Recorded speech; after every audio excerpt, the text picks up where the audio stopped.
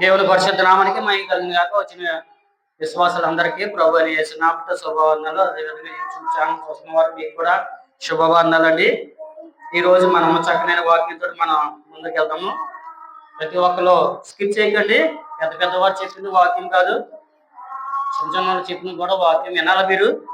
ఎందుకంటే దేవుడు అందరితో మాట్లాడే దేవుడు, అందరిని ఎన్నుకుని ఇక్కడ నిలబెట్టాడంటే దేవుడిలో తన ఆత్మ ద్వారా అనేక విషయాలు మనకి తెలియపరుస్తాడు. కాబట్టి ప్రతి ఒక్కరు బైబిల్ తీసి వాక్యాన్ని చక్కగా అవగాహన చేసుకోవాలి. మీరు అందరూ స్కిప్ చేయకండి. ఎవరైనా చక్కగా చివరి వరకు చూడండి. ఎందుకంటే దేవుని యొక్క వాక్యము చాలా రుచిగలది. జుట్టు తేనె దాని కన్నా చాలా తీయనైనది వాక్యం. అలా విని కొద్ది వినాలనిపిస్తుంది. ఒక 200 మంది ఉంటే అది దేవుడు అక్కడ ఉంటాడు, 1,00,000 మంది ఉంటే అక్కడ ఉంటాడు దేవుడు అనేసి చాలా మంది భావిస్తూ ఉంటారు.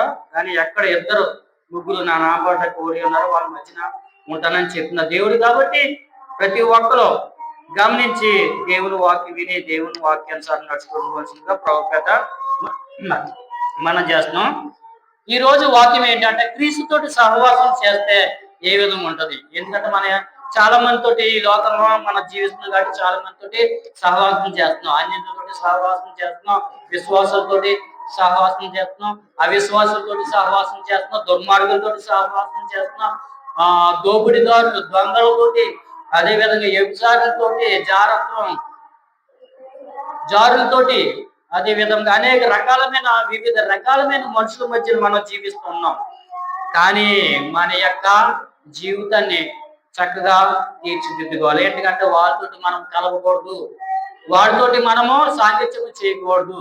దేవుడు చెప్పిన మాట, వాడితో సాంగత్యం చేస్తే నీ మార్గము వేరైపోతుంది. కాబట్టి దేవుడు చక్కనైన మాటలతోటి మనకి తెలియపరిచినాడు. తన యొక్క భక్తుల ద్వారా చక్కనైన మాటలు మనకి తెలియపరచడం జరుగుతుంది. కాబట్టి విశ్వాసి నీ యొక్క విశ్వాసమైన జీవితం పోగొట్టుకోకుండా క్రీస్తులో నిలకడగా ఉంటే, క్రీస్తుతో సహవాసం చేస్తే నీ జీవితం అభివృద్ధి చెందుతుంది, నీ కుటుంబం అభివృద్ధి చెందుతుంది, నీ బంధువులు అభివృద్ధి చెందుతారు, నీ మిత్రులు అభివృద్ధి చెందుతారు. కాబట్టి ఓ క్రైస్తవ, ఓ విశ్వాసి, అదేవిధంగా యూట్యూబ్ ఛానల్ చూస్తున్నా ఓ యూట్యూబరా, నువ్వు కూడా చక్కగా దేవుని యొక్క మాటలు విని దేవుని చిత్తానుసారంగా నడుచుకోవాల్సిందిగా ప్రభుపేట మనం చేస్తున్నాం. ఇక్కడ అపోస్తులైన పౌలు కొరింథీ సంఘానికి చక్కనైన పత్రిక రాసి అందులో కొన్ని విషయాలు మనకి తెలియపరుస్తున్నాడు. ఆ విషయాలు మనం తెలుసుకుందాం. 1 కొరింథీ రాసిన పత్రిక నుండి 12వ అధ్యాయం 27 నుండి 31 వరకు మనం చదువుకుంటే ఇక్కడ ఎలాగ రాసింది, అటువల్లే మీరు క్రీస్తు యొక్క శరీరమై ఉండి వేరువేరుగా అవయములై ఉన్నారు. మనందరం వేరువేరు మనుషులు, వేరువేరు ప్రవర్తన కలిగిన మనం అందరం క్రీస్తులో మమైక్యమై ఉన్నాము. ఎందుకంటే క్రీస్తు తన పోలికలు చెప్పిన మన కలగజేశాడు. ఆయన ఈ లోకంలోకి వచ్చి మట్టిని పిసికి తన ఆకారంలో తన రూపంలో మన కలగజేసి తన యొక్క ఊపిరిని మనకు ఊతాడు. కాబట్టి మన జీవంతో దేవుని యొక్క ఆత్మతోటి మనం బతుకుతున్నాం. కాబట్టి ఓ విశ్వాసి, నువ్వు క్రీస్తు యొక్క శరీరమై ఉండి, మన ఏ శరీరం వేరు అని అనుకోకుండా మన క్రీస్తు శరీరం మనం దర్చుకున్నాం. ఎందుకంటే మనము దేవుని యొక్క శరీరమును, దేవుని యొక్క రక్తం తీసుకుని దేవుళ్ళు మమైక్యం అయ్యి పరలోక రాజ్యం కొరకు కనిపెట్టిన వారు మనం. కాబట్టి ఓ విశ్వాసి, నువ్వు త్రొట్టెలకుండా దేవుని యొక్క అవయవమై ఉన్నావు. కాబట్టి దేవుళ్ళలో నువ్వు మమైక్యమై ఉన్నావు. కాబట్టి దేవుణ్ణి అనుసరించవలసిందిగా ప్రభుపేట మనం చేస్తున్నాం. మరియు దేవుడు సంఘములో మొదట కొందరిని అపోస్తులను గాను, ఇక్కడ దేవుడు ఒక్కొక్క మనిషిని ఒక్కొక్క రీతిగా కలగజేశాడు. కానీ అన్ని చేస్తామని అనుకుంటాం, అని మనం ఏం చేయలేము. డాక్టర్ అవ్వడు యాటర్ అవ్వచ్చు, అంతే కదా. డాక్టర్ అవ్వడు ఏమవుతాడు, అవుదాం అనుకుంటాడు కానీ యాటర్ అవుతాడు, యాటర్ అవుదాం అన్నవాడు డాక్టర్ అవుతాడు. కాబట్టి ఈ విధంగా చెప్పలేము మనం. దేవుడు ఎందుకంటే అది ఆయన మనం పుట్టించినప్పుడు మననే స్పెషల్ గా పుట్టిస్తూ ఉంటాడు, ఒక పని నిమిత్తం మన పుట్టిస్తూ ఉంటాడు. కాబట్టి ఇక్కడ చెప్తున్నాడు అపోస్తులైన పౌలు కొరింథీ సంఘాన్ని చెప్తున్నాడు, జాగ్రత్తగా ఆలోచించండి. కొంతమందికి నాకు డ్యాన్స్ వచ్చు, అమ్మాయికి డ్యాన్స్ రాదు. అమ్మాయి చక్కగా పాటలు పాడుతుంది, నేను పాటలు పాడలేను. అమ్మాయి చక్కగా వాక్యాన్ని వెత్తగలదు, చక్కగా చదవగలదు, దాన్ని నేను చదవలేను. అంటే దేవుడు ఒక్కొక్కరికి ఒక్కొక్క టాలెంట్ ఇస్తాడు. కొంతమంది రాజకీయంలో ఉన్నప్పుడు చక్కగా మంచి పేరు తెచ్చుకుని రాణించగలరు. కొంతమంది రాజకీయంగా వాళ్ళు రాణించలేకపోవచ్చు. కొంతమంది చక్కగా మాస్టర్లు ఉండి చక్కగా బోధించవచ్చు. కొంతమంది బోధన రాదు. ఈ విధంగా దేవుడు వారికి ఒక్కొక్కరు తలంతు ప్రకారం దేవుడు వారికి స్కిల్స్ ఇస్తాడు. కాబట్టి నైపుణ్యం ఇస్తాడు. కాబట్టి వాటి ద్వారా వాడిని దేవుడు గణపరుస్తాడు. కాబట్టి ఇక్కడ చూసుకుంటే మరియు దేవుడు ఆ సంఘములో మొదట కొందరిని అపోస్తులు దేవుడి చేత అభిషేకం పొందిన వారి కింద కొంతమందిని ఏర్పరుస్తాడు అంట దేవుడు. తర్వాత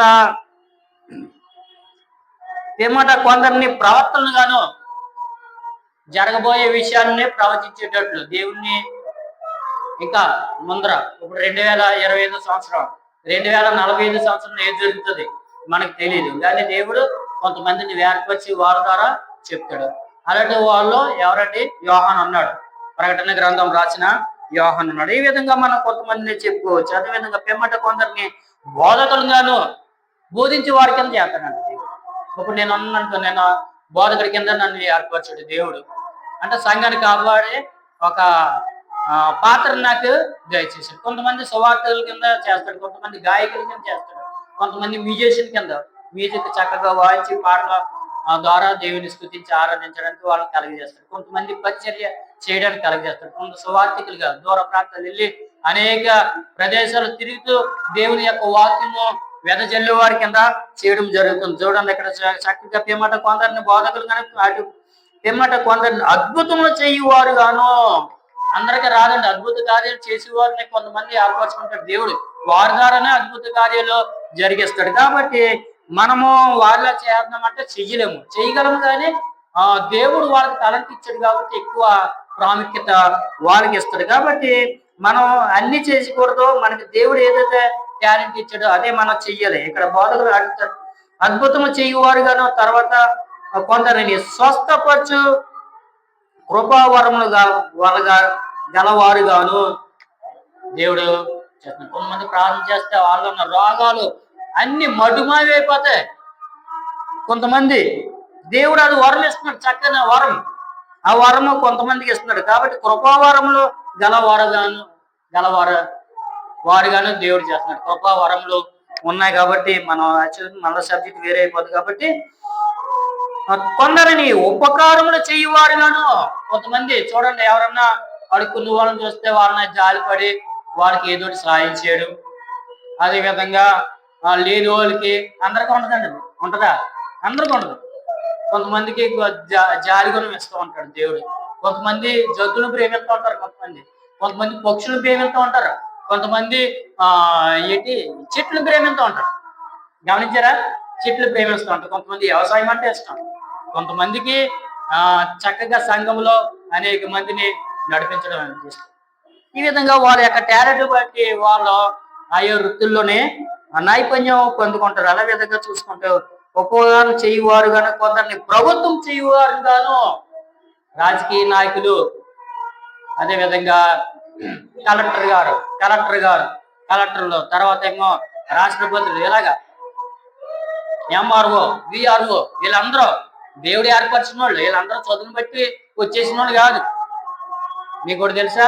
చదువును బట్టి టాలెంట్ బట్టి వచ్చేసిన వారు ఏం కాదు. దేవుడు ఆల్రెడీ పర్వత రాజ్యంలో ఆ చిత్తము అక్కడ ఏదైతే అనుకున్నాడో కింద భూమి మీద నెరవేరుతుందట. అది కొంతమందిని ఇప్పుడు నరేంద్ర మోడీ గారిని పెట్టాడు ప్రధానమంత్రికి. ఎందుకు పెట్టాడు? పెట్టాడు ఆయన ద్వారా కొన్ని కార్యాలు జరిగించాలి. అదే విధంగా చంద్రబాబు గారిని పెట్టాడు. ఇక్కడ ఎందుకు పెట్టాడు? ఆయన ద్వారా కొన్ని కార్యాలు జరగాలి. మనం అనుకుంటా రాజకీయవేత్తలు వాళ్ళ యొక్క టాలెంట్ బట్టి, వాళ్ళ యొక్క ధనం బట్టి, వాళ్ళ యొక్క కులాన్ని బట్టి, వాళ్ళ యొక్క గోత్రాన్ని బట్టి, వాళ్ళ యొక్క స్కిల్ నైపుణ్యాన్ని బట్టి వాళ్ళు రాజకీయంలోకి వచ్చేస్తారని అనుకుంటున్నారు. కానీ అది అంత మాత్రం కాదు. దేవుడి యొక్క సంకల్పం, దేవుడు ఏదైతే పర్లోక రాజ్యంలో నిర్ణయించాడో దాన్ని చెప్పిన మనం ఈ లోకంలో పరిపాలన చేయడం కానీ లోకంలో మనం టాలెంట్ నిరూపించుకోవడం అని జరుగుతుందనేసి ప్రభుపేట మనం చేస్తున్నాం. ఇక్కడ చూసుకుంటే కొందరు ప్రభుత్వం చేయవారు గాను, కొందరిని నానా భాషలు మాట్లాడేవారు గాను నియమించాను. భాషలకు అర్థం చెప్పేవారి కింద కొంతమందిని నిర్ణయించాడు. భాషలు మాట్లాడేవారు అందరూ మాట్లాడలేరు. భాషలో దేవుని యొక్క భాష చాలా మందికి బ్యాడ్ అభిప్రాయం ఉంది. దేవుని యొక్క భాషలు రబర శదర మామర కూదర మమర శ్రీధర మమరసి అంటే ఇలాగా దేవుడు భాషలు మాట్లాడతారు. ఉరి అందరు షందర రీదర మమరసి ఇలా మాట్లాడతారు. అది దేవుని యొక్క భాష. అది చాలా మంది వాళ్ళు ఏదో అనుకుంటారు. ఆ భాష తెలియని వారు చాలా మంది ఉంటారు. కాబట్టి భాష దానికి అర్థం తెలియదు. అదంటే దేవుని యొక్క భాష. అది అది భాష. కొంతమంది చాలా మంది భక్తులే ఆ దేవుని యొక్క ఆత్మను అవమానిస్తున్నారు. ఎవరినైనా పరిశుద్ధాత్మ దేవుని అవమానిస్తే ఈ లోకంలో కానీ ఏ లోకంలో కానీ దానికి పాపం క్షమాపణ లేదు. జాగ్రత్త ఓ సేవకుడా, ఓ విశ్వాసి, నువ్వు భాషలు మాట్లాడేవారు చూసి ఎగతాళి చేయకూడదు. దేవుని యొక్క భాషలో మాట్లాడేవారు వారు. కాబట్టి నువ్వు చక్కగా వారిని అర్థం తెలుసుకో. వాళ్ళు మాట్లాడతారు, వాళ్ళు చెప్పింది చాలా వరకు నిజం అవుతుంది. కానీ దేవుడు కొంతమంది వారిని ఏర్పరుస్తున్నాడు. కొందరు నానా భాషలు మాట్లాడే వారిని గాను నియమించాను. అందరూ అపోస్తులా అని అడుగుతున్నాడు. అందరూ అపోస్తులే, అందరూ బోధకులే. ఇక నిలబడే అందరూ బోధకులేనా? కాదు. ఎవరైతే దేవుడు ఏర్పరచుడో వాళ్ళందరూ బోధకులు, సంఘ కాపరులు, బిషపులు, రెవరెండ్లు. దేవుడు వారి యొక్క స్థితిని బట్టి దేవుడు నిన్ను తల్లి గర్భములో రూపింపక బడక మునిపే నిన్ను ఏర్పరచుకున్నాను అని చెప్తున్నాడు దేవుడు. అదే విధంగా జగత్ పునాది ఏర్పడక మునిపే మననే దేవుడి యొక్క సంకల్పంలో మనం ఉన్నాము. అంటే ఈ భూమి, సూర్య, చంద్ర, నక్షత్రాలు ఏమి కలక ముందే దేవుడి యొక్క తలంపులో మనం ఉన్నామంట. ఫలానా సంవత్సరంలో పుట్టాలి, ఫలానా సంవత్సరంలో నా దగ్గర రావాలి, ఫలానా సంవత్సరంలో ఎలా దేవుని యొక్క పరిచయం చెయ్యాలి అనేసి దేవుడు కొంతమందిని ఏర్పరచుకుంటాడు. కాబట్టి ఓ విశ్వాసి, నువ్వెవరికి పేర్లు ఎత్తుకో. ఓ దైవజనుడా, నువ్వు కూడా ఎవరికే పేర్లు ఎత్తుకో. అదే విధంగా చాలా మంది విమర్శిస్తున్నారు, దేవుని యొక్క సేవకుల్ని విమర్శిస్తున్నారు. నీకు అధికారం లేదు. ఎందుకంటే సంఘానికి దేవునికి మధ్యవర్తులు దేవుని యొక్క సేవకులు అంటే ఎవరు అనుకుంటున్నావు? చాలా భయంకరమైన వారు. చాలా జాగ్రత్త. వాళ్ళతో నువ్వేం పెట్టుకోకు. నీకు బలం ఉంది, దైనము ఉంది, నీ మతం వేరు, నీ కోణం వేరు అని అనుకుంటే వాటిని నువ్వు అభివృద్ధి చేసుకో. కానీ ఒక క్రైస్తుని మీద నువ్వు తిరగబాటు చేసి నువ్వుంటే చాలా ప్రమాదం. నీ వంశానికే ప్రమాదం, నీ కుటుంబానికే ప్రమాదం. కాబట్టి ఓ ప్రియ నేస్తమా, చాలా జాగ్రత్తగా దేవుని యొక్క మాటలకి లోబడి ఉండాలి. దేవుడి మీద తిరగబాటు చేస్తే నువ్వు మనుషుల మీద తిరగబాటు చేస్తున్నావు. మనుషులు కొట్టిన దేవుని కొట్టినట్టు, దేవుడి కొనలో పొడిచేసినట్టు అంట. నువ్వు దేవుడి యొక్క జనంతో నువ్వు పెట్టుకుంటే చాలా ప్రమాదం. దేవుని వాక్యం చక్కగా చదువుతూ వాక్యంలో చక్కగా వివరించబడి ఉంది. కాబట్టి నువ్వు నీ పని సక్రమంగా చేసుకో. కాబట్టి ఓ విశ్వాసి, అదేవిధంగా యూట్యూబ్ ఛానల్ చూస్తున్నావు, ప్రతి ఒక్కరు గమనించవలసింది ఏంటంటే నువ్వు పని నువ్వు చూసుకో, ఇతర జోలికి వెళ్ళకో. నీకు పర్మిషన్ ఉందా? పర్మిషన్ ఉందంటే ఆడికి పర్మిషన్ ఉందా? చెప్పేవాడికి పర్మిషన్ ఉందా? ఆడికి ఏదో పర్మిషన్ ఉన్నట్టు నీకు పర్మిషన్ ఉందా అనేసి అంటున్నారు. ఆ పర్మిషన్ ఇచ్చినవాడు దేవుడు. కాబట్టి మాకు పర్మిషన్ ఇచ్చేవాడు దేవుడు. కాబట్టి సువార్త సేవలు ముందరకెళ్ళి చావు అనక, నష్టం అనక, కష్టం అనక, బాధ అనక, వేదన పడుతున్నారు చాలా మంది. నువ్వు మా ఊళ్ళో మార్చేస్తున్నారు, లాలు మార్చేస్తున్నారు అని అనుకుంటున్నా. కానీ నువ్వు ఎవరినన్నా మార్చావా? క్రైస్తుల మీద తిరగబడి వాళ్ళని వాళ్ళకి తన్నేసి, వాళ్ళని బాధేసి చంపేసి అంత మాత్రాన వాళ్ళు చక్కగా నువ్వే పంపిస్తున్నావు దేవుడి దగ్గరికి. వాళ్ళు అసలు ఆ నరకలాగంలో పోదామని ఉన్నా నువ్వు దగ్గరగా చేర్చుకుని వాళ్ళని బాధేసి వాళ్ళని హింసించి ఏం చేస్తున్నావు? దేవుడి దగ్గరికి చక్కగా పంపిస్తున్నావు. అందరం బట్టి దేవునికి కృతజ్ఞతాస్తుతులు చెల్లిస్తున్నారు. కొంతమంది ప్రభుత్వం చేయవారు కానీ, కొంతమంది నానా భాషను మాట్లాడేవారు కానీ, మేము అందరూ అపోస్తులురా? అందరూ ప్రవక్తలేనా? ప్రవచించేవారు ప్రతి ఒక్కరు ప్రవక్తలేనా? కొంతమంది ఇన్స్పైర్ అయిపోయి వాళ్ళ ప్రార్థన చేస్తుంటే వాళ్ళకి ఏదైనా కనపడ్డది అనుకో వాళ్ళు చెప్పేస్తూ ఉంటారు, ప్రవచనం చెప్పేస్తూ ఉంటారు. అందరు ప్రవక్తలే. కొంతమంది ప్రవచనాలు నెరవేరలేదు. ఏమైపోయారు? అవమానం పడతావు, జాగ్రత్త. అందరూ బోధకులేనా? ఇక్కడ అంటున్నాడు, అక్కడ అందరూ బోధకులే, అందరూ ప్రవక్తలే, అందరూ అపోస్తులే, అందరూ అద్భుతం చేయగలరా? అద్భుత కార్యాలు ఎవరైనా చేయగలరా? చేయలేరు. కాబట్టి ఓ ప్రియనేస్తాను తెలుసుకో, అందరూ స్వస్థపరచు కృపావరం గలవారా? ప్రతి ఒక్కరు స్వస్థపరచగలరా? మన ప్రార్థన చేస్తాం, ప్రార్థన చేస్తే ఎంతసేపు ప్రార్థన చేసినా మన ప్రార్థన దేవుడి దగ్గరికి వెళ్ళదు. దానికి ప్రత్యేకించబడిన వారు యాజకులు, దానికి ప్రత్యేకించబడిన వారు కాపర్లు, రెవరెండ్లు. దేవుడు ఏర్పరచుకున్నాడు బిషప్లు నిన్న అందరినీ. కాబట్టి నువ్వు వాళ్ళలాగా చేసేద్దామంటే చెయ్యలేవు. కాబట్టి ప్రియ విశ్వాసి, ప్రియ సేవకుడా, జాగ్రత్తగా అబ్జర్వ్ చెయ్యి నువ్వు. అదేవిధంగా అందరూ భాషలతో మాట్లాడుచున్నారా? ప్రతి ఒక్కరు భాషలు మాట్లాడుతున్నారు. ఆయనకి ఇన్స్పైర్ చేయడానికి ఏం చేస్తారంటే అటు డ్రమ్ కొట్టేసినట్టు డ్రమ్ కొట్టేసిన వెంటనే ఆ డ్రమ్ ఎంత గట్టిగా కొడితే అంత గట్టిగా ఇన్స్పైర్ అయిపోయి వాళ్ళకి నోటికి ఏదో వస్తుంది మాట్లాడుతున్నారు. నేను ఎక్కిరించడం లేదు. మళ్ళీ డ్రమ్ ఆగిపోయినా టేరుమనే మొత్తం అన్నీ ఆగిపోతాయి. అంటే దేవుడు డ్రమ్ కొడతా వస్తాడా, డ్రమ్ ఆగిపోతే ఆగిపోతాడే దేవుడు? కాదు. దేవుని మనం అవమానపరుచుకున్నాం. పరిశుద్ధాత్మ దేవుడు ఎవరు పడితే ఎవరి దగ్గర పడితే వారి దగ్గరికి వచ్చాడు దేవుడు. చాలా పరిశుద్ధుడైన పరిశుద్ధాత్మైన దేవుడు. నువ్వు డ్రమ్ము కడితే పైనుండి పరిగెట్టుకుంటూ వచ్చేసి కిందకే రాడు. కాబట్టి అదేవిధంగా డ్రమ్ వేస్తే పరిగెట్టుకుని పైకి వెళ్ళిపోడు ఆయన. మనం చక్కగా అబ్జర్వ్ చేయాలి. మన దేవుని ఉపయోగించేసుకోకూడదు మన ఇష్టానుసారంగా. అదేవిధంగా ఆయన ప్రార్థన చేసినట్టునే రమ్మడం, ప్రార్థన చేసినట్టు వెళ్ళిపోమంటాం కాదు. మన దేవుని యొక్క చెప్పు చేతలో మనం ఉండాలి. నువ్వు తెలుసుకోవాల్సిన విషయం ఏంటంటే దేవుడు అందరితో మాట్లాడేవాడు, సందర్భానుసారంగా మాట్లాడేవాడు. దేవుని యొక్క ప్రవర్తనతో కూడా ఆయన మాట్లాడలేదు చాలా వరకు.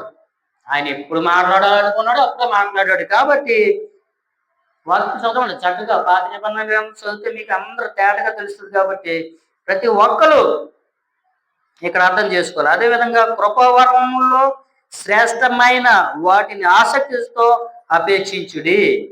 ఇదియుగాక సర్వోత్తమ అయిన మార్గమును మీకు చూపుచున్నాను. మీకు మంచి మార్గంలో నడవాలని నేను కోరుతున్నాను. ఓ కొరింథీ సంఘమా, మీకు రాస్తున్నాను, లేఖ రాస్తున్నాను. చక్కగా మీరు అబ్జర్వ్ చేయండి. మీరు ఏదేదో చేసేస్తామంటే అక్కడ మీరు చేయలేరు. దేవుడు ఆల్రెడీ కొంతమందిని బోధకులు గాను, అపోస్తులు గాను, భాషలు మాట్లాడే వాళ్ళ కింద ఆల్రెడీ నియమించేశాడు. కాబట్టి నువ్వు చక్కనైనా ఆర్గించు. నీకు దేవుడు టాలెంట్ ఇచ్చాడంటే నిన్ను అపోస్తుల కింద చేశాడంటే అపోస్తుల కింద ఉండు. అదేవిధంగా భాషలు మాట్లాడే వారి కింద చేశాడంటే దాన్ని బట్టి నువ్వు ఆనందించు అనేసి ఇక్కడ చెప్పడము జరుగుతుంది. అదేవిధంగా మనము క్రీస్తులో ఉంటే ఇవన్నీ మనము చేయగలము. ఆత్మీయ దేవునితోటి మనం సహవాసము చేయాలి. ఆత్మీయ దేవునితోటి మనం సహవాసం చేస్తే మన పరిస్థితి ఏ విధంగా ఉంటది అనేసి మనం ఇక్కడ చక్కగా చెప్పుకుందాం. అపోస్తులైన పౌలు రాసిన ఫిలిప్పీ సంఘానికి ఒక పత్రిక రాయడం జరుగుతుంది. 2వ అధ్యాయము 1వ వచనం మనం చూసుకుంటే, కావున క్రీస్తునందు ఏ హెచ్చరిక అయినను, ప్రేమ వలన ఆదరణ అయినను, ఆత్మయందు ఏ సహవాసం అయినను, ఏ దయా రసమైనను, వాత్సల్యమైనను ఉన్న ఎడల మీరు ఏక మనస్కులగునట్లుగా ఏక ప్రేమ కలిగి ఏక భామ గలవారిగా ఉండి ఒకదాని అందే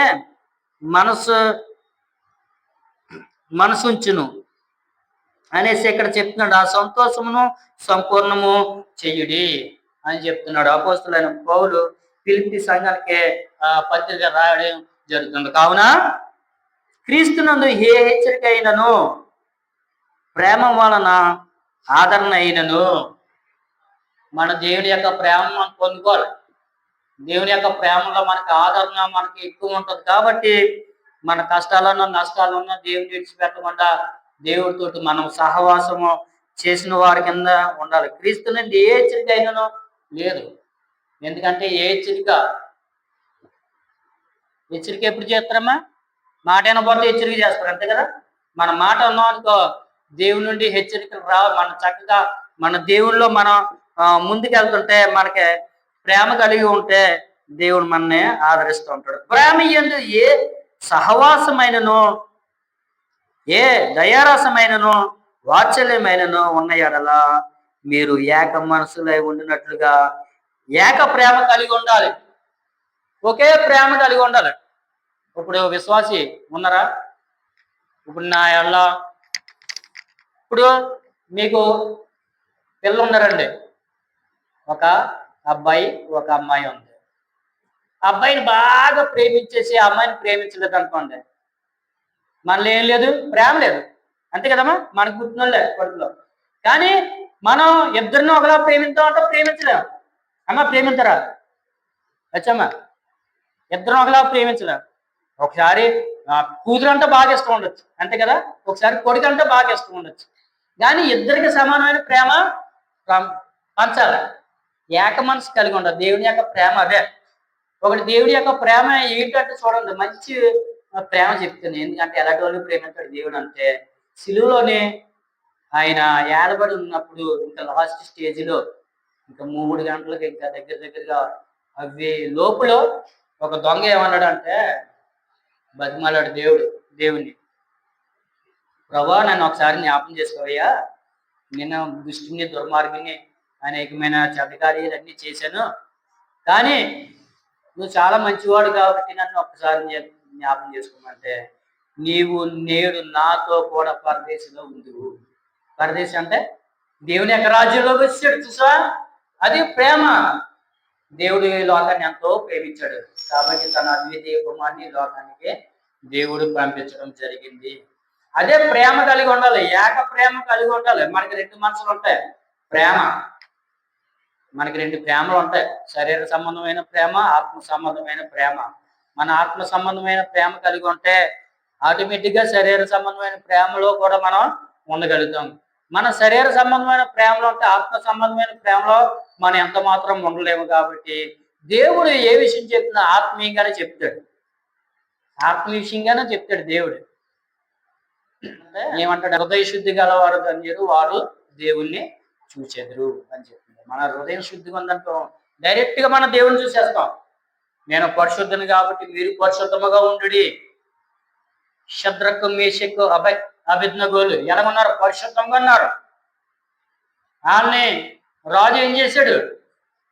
ఒక విగ్రహాన్ని తయారు చేసి దానికి మొక్కండి అంటే, రాజు నువ్వు నన్ను చెప్పేసినావు, నువ్వేం చేసుకున్నా సరే మేమేం చేస్తూ ఉంటుంది ఆ విగ్రహానికి మొక్కం అన్నట్లు 7 ఎంతలో మంటనే తగిలించాడు. 7 ఎంతలు అంటే తెలుసు మీకు? ఎలాగమ్మా 7 ఎంతలు అంటే ఎలాగవుతుంది చెప్పు? ఒక మంట ఉంది, దాన్ని 7 ఎంతలు చేయాలంటే ఏంటి?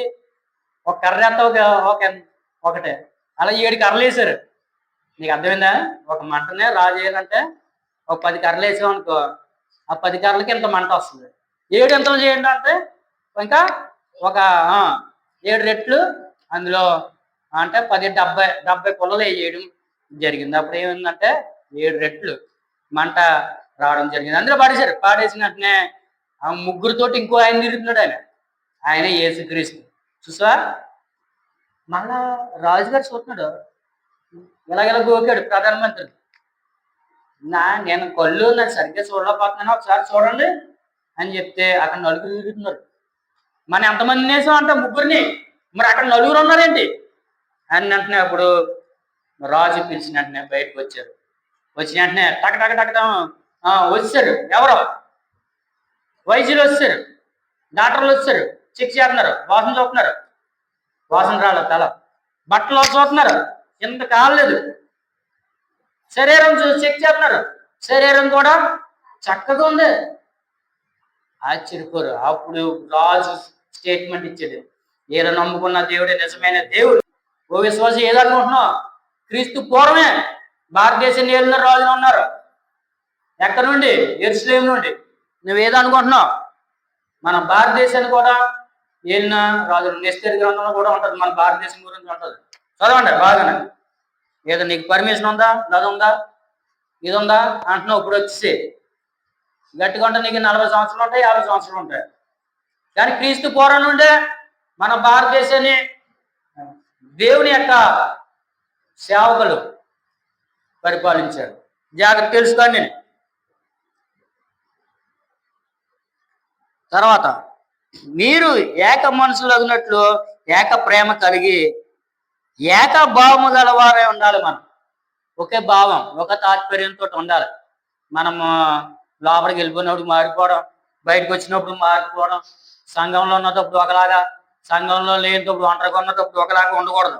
మనం ఒకే భావంతో ఉండాలనేసి ఇక్కడ చెప్పడము జరుగుతుంది. కాబట్టి ప్రియ నేస్తమా, నువ్వు పరిశుద్ధాత్మ కలిగి ఉంటే, పరిశుద్ధ దేవుడు కలిగి ఉంటే నీకు ఏక మనసు, మంచి మనసు దేవుడు నీకు అనుగ్రహిస్తాడు. అదేవిధంగా ఎవరితోటి మనము సాంగత్యము చేయకూడదు అనేసి మనం చెప్పుకుని ఈ కార్యక్రమం ముగించేసుకుందాం. 1 కొరింథీయులు రాసిన పత్రిక 5వ అధ్యాయము మనం చూసుకుంటే ఎంతమ్మా, 5వ అధ్యాయము 9 నుండి 13 వరకు మనం చదువుకుందాం. ఇక్కడ ఏం రాశాడు అపోస్తులైన పౌలు సంఘానికి ఏం చెప్తున్నాడు? మంచి మాటలు చెప్తున్నాడు. ఇక్కడ ఏం చెప్తున్నాడు అని చూసుకుంటే, జారులతోటి సాంగత్యము చెయ్యవద్దని నా పత్రికలోని మీకు రాసి ఉంటుంది. జారులు అంటే తెలుసమ్మా, పెళ్ళి అవ్వకుండానే పాపం చేసేవారు జారులు అంటే చేయవద్దని నా పత్రికలో మీకు రాసి ఉంటుంది. అయితే ఈ లోకపు జారులతోనైనను, లోబులతోనైనను, లోబులు అంటే ఏంటంటే ఇస్నోళ్ళతోటి, తర్వాత దోచుకున్న వారితోనైనను, విగ్రహారాధకులతోనైనను ఏ మాత్రము సాంగత్యము చేయవద్దని కాదు. వీళ్ళ మధ్యన ఉంటున్నాం మనం, అంతే కదమ్మా. వ్యభిచారం చేసిన వాళ్ళు, వ్యభిచారం అంటే ఏంటి? వ్యభిచారం అంటే ఏంటమ్మా? 2 అర్థాలు ఉన్నాయి ఇక్కడ. వ్యభిచారం అంటే ఏంటంటే తన భర్తని వదిలేసి వేరే భర్తతో సంసారం చేసేదాన్ని, లేకపోతే వాళ్ళని ఏమంటారో వ్యభిచారులు అంటారు. అదే విధంగా యేసుక్రీస్తుని దేవుని విడిచిపెట్టేసి విగ్రహారాధన చేసే వాళ్ళు కూడా వ్యభిచారులు అంటారు. అసలైన వందలం ఏంటి? విగ్రహారాధన అంటే అసలైన సృష్టికర్తని విడిచిపెట్టేసి వేరే వాళ్ళని మనం చేర్చుకుంటే దాన్నే ఏమంటారు? వ్యభిచారం అంటారు. కాబట్టి వాళ్ళతో దేవుడు ఎవరో తెలుసు, సృష్టికర్త ఎవరో తెలుసు. కానీ ఏం చేస్తే ఈ లోకాన్ని అనుభవించడానికి మనకి యేసుక్రీస్తుని నమ్ముకుంటే ఏముంటుందండి? ఏమీ ఉండదు. బూడిద ఉంటుంది అన్నట్టు ఏమి ఉండదు. కాబట్టి అలాగనుకుంటాం చాలా మంది. ఇదే లోకాన్ని నమ్ముకుంటే ఆ బూడిది కూడా బంగారం అయిపోద్ది. కాబట్టి దేవుణ్ణి మీరు అర్థం చేసుకోవాలి. బూడిద అంటే ఏంటంటే ఏముండదని. దేవుని నమ్ముకున్న వాళ్ళకి ఏమైనా ఉందా? ప్రవక్తలు ఏమైనా సంపాదించుకున్నారా అమ్మా? ఏలి ఏమైనా సంపాదించాడా? ఎలిషా, ఏస్కేల్ ఎవరు ఏం సంపాదించుకోలేదు. ఎందుకంటే ఆస్తులతో పని లేదు. నయమాన్ ఉన్నాడు, ఆ కుష్ఠరోగం పోతే గోలంతా ఇచ్చాడు, బంగారం వస్త్రాలు ఇవన్నీ ఇచ్చాడు. కానీ నాకు వద్దు అన్నాడు ప్రవక్త. కానీ గెహాజీ ఏం చేశాడు? ఆశపడి వాటిని తెచ్చుకుని బేరలో దాచుకున్నాడు, అబద్ధం ఆడాడు. దేవుడి సేవకుడు అబద్ధం ఆడేస్తే వంశపారంపర్యము ఆ కుష్టి వ్యాధి అతను వెంబడించింది. చాలా మంది అబద్ధాలు ఆడుతున్నారు. దేవుని యొక్క సేవకుని చాలా మంది చూస్తున్నారు. దేవుడు ఎవరైనా అబద్ధం ఆడొచ్చు, కానీ దేవుడి యొక్క సేవకుడు అబద్ధం ఆడకూడదు. ప్రాణం పోయినా సరే అబద్ధం ఆడకూడదు. చచ్చిపోతే. కానీ నువ్వు మాత్రం దేవుడి సేవకుడు ఏంటి అబద్ధం ఆడమంటే దేవుణ్ణి అబద్ధం కింద చేసినట్టే. ఎందుకంటే దేవుడు నిన్ను అనుకున్నాడు, దేవుని ఏర్పరచుకున్నాడు. కాబట్టి ఓ ప్రియా, నాతోటి సేవకులారా, విశ్వాసులారా, విశ్వాసనే సరే నువ్వు ఒక్కసారి అబద్ధం ఆడంటే అబద్ధాన్ని 100 అబద్ధాలు ఆడినా అబద్ధం పోదమ్మా, పోదు. జాగ్రత్త, నీ యొక్క స్థితి మారిపోద్ది, నీ యొక్క గతి మారిపోద్ది. కాబట్టి నువ్వు అబద్ధం ఆడకూడదు, చచ్చిపోద్దు. కాబట్టి అబద్ధం ఎంత మాత్రం నీ నోటి మాట రాకూడదు. ఎప్పుడైతే అబద్ధం నోటి తగిలిందో దేవుడు వెళ్ళిపోతాడు, మన నుండి వెళ్ళిపోతాడు. మన నుండి ప్రభావం, శక్తి, బలం ఎన్ని పోతాయి. కాబట్టి మనం ఏం పలికినా ఏం చేసినా అది నెరవేరదు. విశ్వాసి సేవకుడా, అబద్ధం ఎంత మాత్రం ఆడవు తెలిసి ప్రభుపేట మనం చేస్తున్నాను. నువ్వు ఎప్పుడైతే అబద్ధం ఆడు పరిశుద్ధాత్మ దేవుడు మన నుండి వెళ్ళిపోతాడు. కాబట్టి మనలో పరిశుద్ధాత్మ దేవుడు మనలో, ఎందుకంటే దేవుడు ఏమన్నాడు, నేనే మార్గము సత్యము. సత్యం అంటే అబద్ధం కాదు, నిజము. నిజమై ఉన్నాడు. కాబట్టి మనం నిజమై ఉండాలి మనం. కాబట్టి ప్రతి ఒక్కరు గమనించవలసిందిగా మనం చేస్తున్నాం. ఇక్కడ పిసినోళ్ళతోటి, దోచుకున్న వారితో, దొంగలతోటి, విగ్రహారాధకులతోటి. విగ్రహారాధకులు అంటే ఏంటి? జాగ్రత్త తెలుసుకోవాలి. విగ్రహారాధన అంటే ఏంటి? సృష్టికర్త అయిన దేవుణ్ణి విడిచిపెట్టేసి నువ్వేదైతే మనసులో అనుకుంటున్నావు అదే విగ్రహారాధన. బొమ్మలు కాదు, మనసులో తలుచుకుంటే చాలు. దేవుడి కన్నా ఎవరినన్నా మనం హెచ్చుగా తలుచుకున్నాం అనుకో అది విగ్రహారాధన. చాలా మంది విగ్రహారాధన గురించి చెప్పాలంటే పొయ్యిలు, ఇలా కాళ్ళు, ఏటి బొమ్మలు ఇవన్నీ చెప్తుంటారు. అది కాదు అసలైన విగ్రహారాధన. అంటే నువ్వు దేవుడి నుండి, మనసు నుండి ఎప్పుడైతే నువ్వు తీసేసావో అప్పుడే నువ్వు విగ్రహారాధన చేసినట్లు. కాబట్టి ఇలాంటి వారితోటి మనం ఉంటున్నాం. అలా కాదు నేను చెప్పేది. నువ్వు వాళ్ళతోటి ఉంటే నువ్వు వ్యభిచారం అయిపోయావు, దొంగ అయిపోయావు, దోచుకునేవాడు అయిపోవు.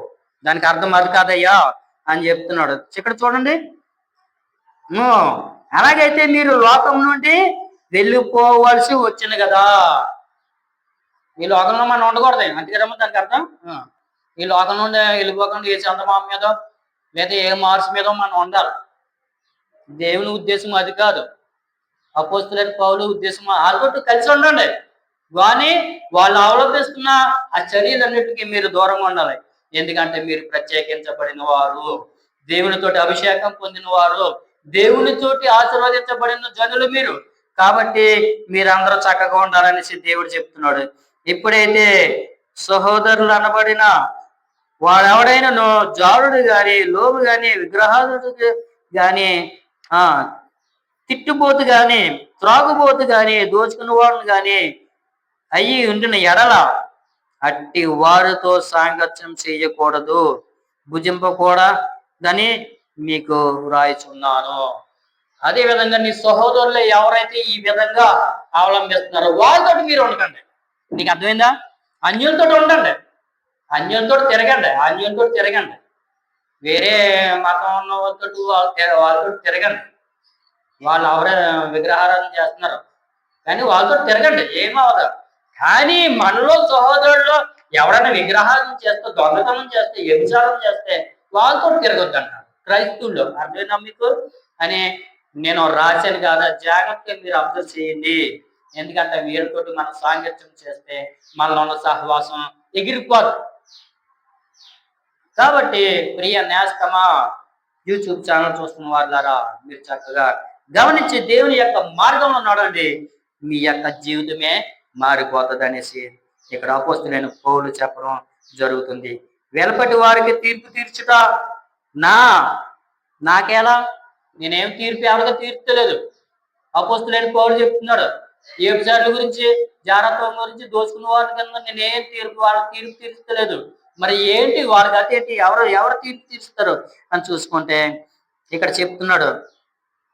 ఏమంటున్నాడంటే దేవుడే తీర్పు తీర్చును గాని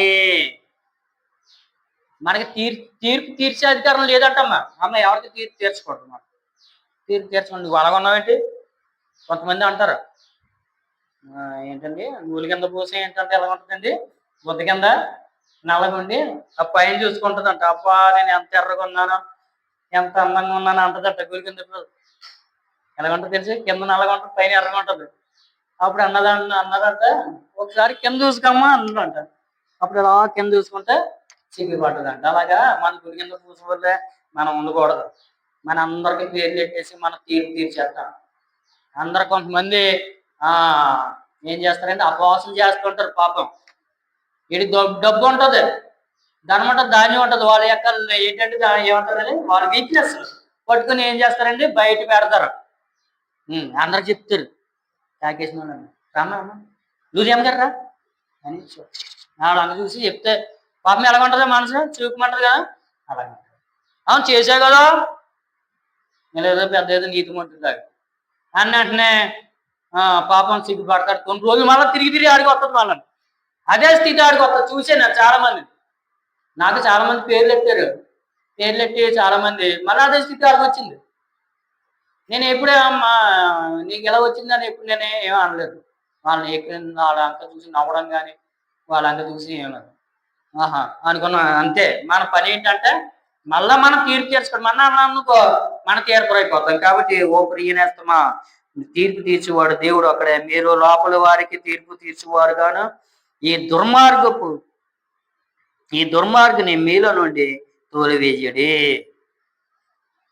మన ఎలపటి దేవుని నుండి బయటకు వచ్చిన వారికి తీర్పు తీర్చుకున్న మన అమ్మ నువ్వు జీవితం నుండి పూర్వకాలంలో నువ్వేదో చేసావు మళ్ళీ అదే స్థితిలోకి వస్తున్నావేంటి అలా రాకూడదామని చెప్పాలంట మనం. కానీ తీర్పు తీర్చకూడదు అలా చెప్పొచ్చంట. దేవుడు మనకు అధికారం ఇచ్చాడు.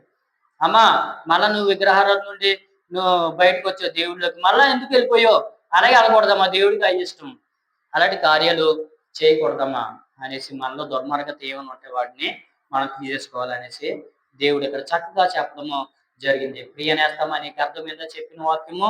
కాబట్టి ఈ వాక్యాన్ని బట్టి నువ్వు దేవునితో సహవాసం చేస్తే దేవుడిని విడిచిపెట్టడు, నిన్ను విడివను ఎడబాయను అని చెప్తున్నాడు. కాబట్టి దేవుడిని మనం విడిచిపెట్టకుండా దేవుడు మన చేయి పట్టుకున్నాడు అనుకోండి ఎంత గించుకున్నా అంతే కదా. తండ్రి కూతురు చేయి పట్టుకున్నాడు అనుకోండి పడిపోతుందనుక ఏం చేస్తాడండి పైకి లాగుతాడు. అదే తండ్రి చేతి పట్టుకుందనుకో కూతురు ఏమవుతుంది జారిపోతుంది చెయ్యి కదా అమ్మాయి అంతేనా పడిపోతుంది. కానీ అదే చెయ్యి దేవుడు పట్టుకున్నాడు అనుకో నన్ను చక్కగా మన నడిపిస్తాడు. ఎందుకంటే ఒక విమానం ఉందండి, ఆ విమానం ఏంటో రాడార్లో సూచన ప్రకారం విమానం వెళ్తూ ఉంటుంది. ఇప్పుడు విమానం ఎక్కింది కాబట్టి తెలుస్తుంది. పైన ఏముంటదా తెలుసా మీకు? పైన ఏముండదు ఏం కనపడుతుంది దారి ఏదో ఏది తూర్పు ఏదో పడమనో ఏది ఉత్తరమో ఏదో దక్షిణమో ఏది ఈశాన్యమో ఏదో వాయువో తెలియదు. అక్కడ అన్ని ఒకలా ఉంటాయి. సముద్రంలో అంతే మధ్యలోకి వెళ్ళిపోనుకోండి ఏ తూర్పు అంటే చెప్పలేము మనం. రాడార్ సిస్టమ్ అని ఉంటుంది, అది చక్కగా మార్గం చూపెడుతూ ఉంటుంది. ఆ మార్గంలోనే ఏమైనా వెళ్ళాలి, లేదా ఆ మార్గంలో ఏమైనా తప్పిపోయిందని ఇంకా కనపడదు. ఇంకా అయితే ఆ మార్గం ఎవరు మారుతారు? ఐజాగర్లాగా మార్చొచ్చు. కాబట్టి ఐజాగర్లు మారితే ఏమవుతుందంటే మార్గం వేరే అయిపోతుంది. కాబట్టి ఆ రాడారు చెప్పిన ప్రకారమే అది వెళ్ళాలి. అదేవిధంగా దేవుడు మనకు కొన్ని సీజన్లు కొన్ని నిబంధనలు ఇస్తాడు. వాటి ద్వారా వెళ్తే మనము చక్కగా దేవుడి యొక్క పరలోక రాజ్యానికి మన వారసులు అవుతాం. లేదంటే మనం ఏమిటంటే సాధారణ గడికి మనం వారసులు అయిపోతాం. కాబట్టి ప్రియనేస్తామని ఈ యొక్క సహవాసం ఎవరితోటి ఇప్పుడే జ్ఞాపం చేసుకో, దేవునితోట లేక సాధారణ తోట. అది చూసుకుని నువ్వు చక్కగా దేవుని మార్గంలో నడిస్తే దేవుడు నిన్ను అభివృద్ధి చేస్తాడు, నిన్ను దీవిస్తాడు, నిన్ను ఆశీర్వదిస్తాడు. అనేక మేలు నీ తరాలు 4 తరాల వరకు దేవుడు నిన్ను ఆశీర్వదించి నీ బిడ్డలను కూడా ఆశీర్వదించి దేవుడు నిన్ను దీవిస్తాడు. కాబట్టి దేవుడి పరిశుద్ధమైన వాక్యం మన ఇంట్లో బహుగా దీవించి ఆశీర్వదించదు కాక ఆమేన్. అదేవిధంగా యూట్యూబ్ ఛానల్ చూస్తున్నారు ప్రతి ఒక్కరు గమనించవలసింది ఏంటంటే ఇప్పుడు వరకు మన ఛానల్ ఎవరైతే సబ్స్క్రైబ్ చేసుకోలేదో ప్రతి ఒక్కరు సబ్స్క్రైబ్ చేసుకోవాల్సిందిగా ప్రభుపేట మనం చేస్తున్నాం. షేర్ చేయండి, కామెంట్ చేయండి. అదే విధంగా ఏమైనా డౌట్ వస్తే మాకు చెప్పండి, తెలియపరచండి. ఏమైనా తప్పు చెప్పినా తెలియపరచండి, అది సరి చేసుకోవడానికి ఉంటుంది. అదేవిధంగా ఎవరన్నా మన ఛానల్లో మీరేమన్నా వాక్యం చెప్పాలనుకున్నా అదేవిధంగా ఒక సాక్ష్యం చెప్పాలనుకున్నా చెప్పవచ్చు. దేవుడికి మిమ్మల్ని దీవించి ఆశీర్వదించును గాక ఆమేన్.